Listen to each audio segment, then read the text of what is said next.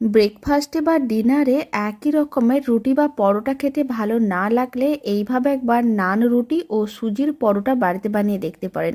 রুটি ও পরোটাগুলো হবে বেশ ফুলকো আর বেলুনের মতন। ঠান্ডা হওয়ার পরেও রুটি ও পরোটাগুলো থাকবে একই রকম নরম তুলতুলে। খেতে ভীষণ ভালো হয় আর বানানো তো একেবারেই সহজ। আপনারা দেখুন, রুটি ও পরোটাগুলো দেখেও বোঝা যাচ্ছে কতটা নরম তুলতুলে হয়েছে। আর এই পরোটাগুলো কিন্তু অনেকগুলো লেয়ার থাকে, এতে পরোটাগুলো দেখতে যেমন ভালো লাগে, খেতেও আরও অনেক বেশি ভালো লাগে। তো চলুন বানানো শুরু করা যাক। প্রথমে একটা বড় সাইজের মিক্সিং বোল নিয়েছিলাম, তার মধ্যে আমি দিয়ে দিলাম মেজারিং কাপের 2 কাপ ময়দা। এখানে আমি ময়দা দিয়ে বানাচ্ছি, আপনারা চাইলে আটা দিয়েও বানাতে পারেন। এখানে আমি 300 গ্রামের মতন ময়দা নিয়েছিলাম। অল্প একটু লবণ দিলাম, 4 চামচের 4 ভাগের 1 ভাগ, আর 1 চামচের মতন চিনির গুঁড়ো দিলাম, আর দিয়ে দিচ্ছি 4 চামচের 1 চামচ ইস্ট। এবার আমি এর মধ্যে দিয়ে দিচ্ছি বড় চামচের 1 চামচ সাদা তেল। তারপর সমস্ত শুকনো উপকরণ খুব ভালো করে একসঙ্গে মিশিয়ে নিতে হবে। আমি এখানে অল্প একটু চিনির গুঁড়ো দিয়েছি, তবে এটা একেবারেই অপশনাল, আপনারা চাইলে দিতেও পারেন, নাও দিতে পারেন। তারপরে সমস্ত উপকরণগুলোকে খুব ভালো করে এইভাবে মিশিয়ে নিতে হবে। যখন সমস্ত শুকনো উপকরণ খুব ভালো করে মেশানো হয়ে যাবে, তখন অল্প অল্প জল দিয়ে একটা ডো রেডি করতে হবে।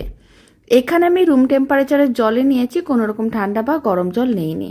তবে আপনারা চাইলে উষ্ণ গরম জল দিয়েও ডোটা রেডি করতে পারেন, তাহলে ইস্টটা তাড়াতাড়ি তার কাজ শুরু করে দেবে।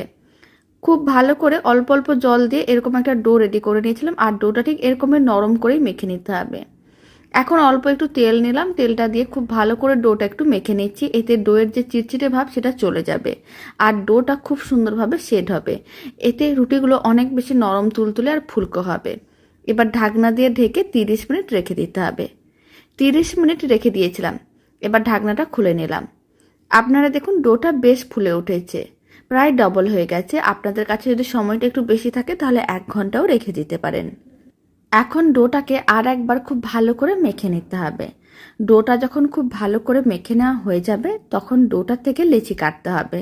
আর যেহেতু আমি নান রুটি বানাবো, তাই লেচিগুলোকে ঠিক এরকমই একটু বড় সাইজের বানাচ্ছি।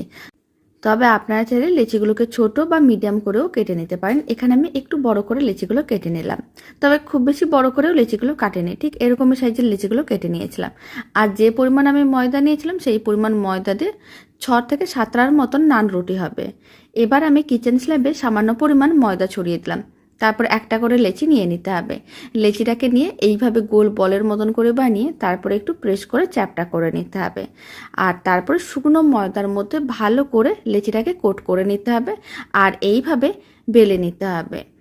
আমি এখানে নান রুটিগুলোকে একটু পাতলা করে বানাবো, তাই এরকমই ঠিক পাতলা করে বেলে নিচ্ছি।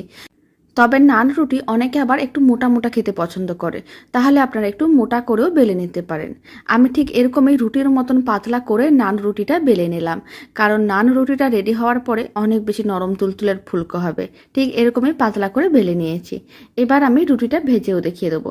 তার জন্য একটা তাওয়াকে গ্যাসের ওভেনের উপরে বসিয়ে গরম করে নিয়েছিলাম, তাওয়ার মধ্যে রুটিটা দিয়ে দিলাম। শুকনো খোলায় এপিড ওপিড হালকা করে ভেজে নিতে হবে। আর ফ্লেমটার সময় মিডিয়ামে আছে। মিডিয়াম ফ্লেমে এইভাবে একটু প্রেস করে করে রুটিটাকে একটু ভেজে নিতে হবে। আর এইভাবে প্রেস করার সময় আপনারা দেখতে পাবেন রুটিটা একটু ফুলে উঠবে। তখন যেই দিকটা ফুলে উঠবে সেখানে আবারও একটু প্রেস করতে হবে, তাহলে পুরো রুটিটা খুব সুন্দরভাবে ফুলে উঠবে। আপনারা দেখুন, রুটিটা কিন্তু খুব সুন্দরভাবেই ফুলে উঠছে। এবার এপিড ওপিড আর একটু হালকা করে ভেজে নিতে হবে, তাহলেই রেডি হয়ে যাবে দারুণ স্বাদের নরম তুলতুলে ফুলকো নান রুটি, যা যে কোনো রেসিপির সঙ্গে খেতে ভীষণ ভালো হয় আর বেশ নরম তুলতুলে হয়। কোনো রকম কিন্তু শক্তও হয় না, কারণ রুটিগুলো ঠান্ডা হওয়ার পরেও একই রকম নরম তুলতুলে থাকে। বাকি নান রুটিগুলো একইভাবে রেডি করে নেব। আবারও একটা নান রুটি আমি বেলে নিয়েছিলাম, এখন আর একটা ভেজে দেখিয়ে দিচ্ছি। প্রত্যেকটা রুটি হবে একই রকম নরম তুলতুলে আর ফুলকো। দুদিক প্রথম এরকম হালকা করে ভেজে নিতে হবে, তারপরে যে দিকটা একটু ফুলে উঠবে এইভাবে একটু প্রেস করে দিতে হবে, তাহলেই পুরো রুটিটা খুব সুন্দরভাবে ফুলে উঠবে। আপনারা দেখুন, এই রুটিটাও খুব সুন্দরভাবে ফুলে উঠছে। আর এইভাবে বানালে প্রত্যেকটা রুটি একইভাবে খুব সুন্দরভাবে রেডি হবে। বেশ কয়েকটা আমি নান রুটি রেডি করে নিয়েছিলাম, একটা প্লেটের মধ্যে সার্ভ করে নিয়েছি। আপনারা দেখুন রুটিগুলো কতটা নরম তুলতুলে দেখেও বোঝা যাচ্ছে। আর এই দারুণ স্বাদের নান রুটির রেসিপিটা শেষ পর্যন্ত দেখার জন্য আপনাদের অসংখ্য ধন্যবাদ। নান রুটিটা রেডি হয়ে গেছে। এবার আমি নরম তুলতুলে ফুলকো সুজির পরোটা বানানো দেখাবো। তো চলুন পরোটাটা বানানো শুরু করা যাক। পরোটাগুলো বানানোর জন্য প্রথমে একটা বড় সাইজের মিক্সিং বোল নিয়েছিলাম, তার মধ্যে দিয়ে দিলাম মেজারিং কাপের 1 কাপ সুজি। এখানে 150 গ্রাম সুজি আছে। এবার আমি মিক্সিং বোলের মধ্যে দিয়ে দিচ্ছি ওই কাপের 1 কাপ জল, মানে 150 ml জল দিয়ে দিলাম। আর দিয়ে দিচ্ছি চা চামচের 4 ভাগের 1 ভাগ লবণ আর চা চামচের 1 চামচের মতন চিনি। তারপর লবণ ও চিনিটা আর সুজিটা জলের সঙ্গে ভালো করে মিশিয়ে নিতে হবে। আর খুব ভালো করে মেশানো হয়ে গেলে 5 মিনিটের মতন এইভাবে রেখে দিতে হবে। এতে সুজিগুলোও বেশ নরম হয়ে যাবে আর লবণ ও চিনিগুলো খুব ভালো করে মিশে যাবে। এখন ঢাকনা বন্ধ করে এক সাইডে 5 মিনিটের মতন রেখে দিচ্ছি। 5 মিনিট হয়ে গেছে। এবার ঢাকনাটি খুলে নিলাম। এখন একবার চেক করে দেখে নিতে হবে। আপনারা দেখুন সুজিগুলো আগের থেকে অনেকটাই ঘন হয়ে গেছে আর মিশ্রণটাও আগে থেকে বেশ ফুলে উঠেছে। তার মানে বুঝে নিতে হবে সুজিগুলো ভালো করে জলটা শোক করে নরম হয়ে গেছে। এখন মিশ্রণটার মধ্যে দিয়ে দিলাম 1 চামচ সাদা তেল। সাদা তেলটাও খুব ভালো করে মিশিয়ে নিতে হবে। এইভাবে অল্প একটু তেল মিশিয়ে নিলে সুজির পরোটাগুলো বেশ নরম তুলতুলে হবে আর খেতেও ভালো লাগবে। খুব ভালো করে তেলটাও মেশানো হয়ে গেছে। এবার আমি দিয়ে দিচ্ছি 200 গ্রাম আটা। আমি এখানে আটা দিয়েছি, আপনারা চাইলে ময়দাও দিতে পারেন। এখানে আমি মেজারিং কাপের হাফ কাপগুলো হয়, মানে 100 গ্রামের কাপগুলো দুবার দিয়েছি, তাই 200 গ্রাম আটা দিয়ে দিলাম। এবার আটাটা খুব ভালো করে মিশিয়ে নিতে হবে আর একটা ডো রেডি করে নিতে হবে। এক্সট্রা করে আর কোনো রকম জল দেওয়া যাবে না। সুজির মিশ্রণটা দিয়েই খুব ভালো করে মেখে ডোটা রেডি করতে হবে। আর এখানে আমি রুম টেম্পারেচারের জল দিয়ে সুজিগুলোকে ভিজিয়ে রেখেছিলাম। আপনারা চাইলে উষ্ণ গরম জল দিয়েও সুজিগুলোকে ভিজিয়ে রাখতে পারেন। খুব ভালো করে মেখে ডোটা রেডি করে নিয়েছিলাম। ডোটাকে আর রাখার প্রয়োজন নেই। এবার ডোটার থেকে লেচি কেটে নিতে হবে। আর লেচিগুলোকে আমি এখানে মিডিয়াম সাইজ করে কেটে নিচ্ছি। আপনারা চাইলে ছোট বা বড় করেও লেচিগুলো রেডি করতে পারেন। ডোটার থেকে সমস্ত লেচিগুলোই কাটা হয়ে গেছে। এবার আমি পরোটাগুলো রেডি করে নেব। তার জন্য অল্প একটু আটা নিয়েছি, কিচেন স্ল্যাবের উপরে আটাটা ছড়িয়ে দিলাম। তারপর একটা লেচি নিয়ে নিতে হবে। লেচিটাকে এইভাবে ভালো করে গোল করে তারপরে একটু প্রেস করে চ্যাপটা করে নিতে হবে। তারপরে লেচিটাকে খুব ভালো করে আটার মধ্যে কোট করে নিতে হবে। এইভাবে আটা ও সুজি মিশিয়ে পরোটার রেসিপিটা বাড়িতে বানিয়ে দেখতে পারেন।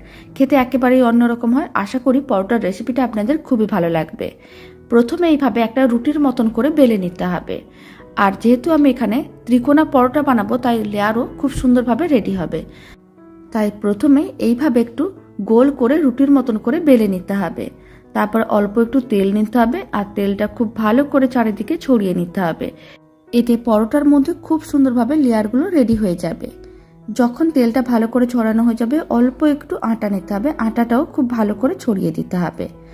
আটাটা এইভাবে একটু ট্যাপ করে নিলাম। এবার আমি লেয়ার করব। তার জন্য এইভাবে একবার ফোল্ড করে নিতে হবে। আবারও হাফ করে নেওয়া অংশটাকে আবারও এইভাবে ফোল্ড করে নিতে হবে। তারপরে অল্প একটু আটা ছড়িয়ে আবারও বেলে নিতে হবে। তাহলেই ত্রিকোণা পরোটাটা একেবারেই রেডি হয়ে যাবে।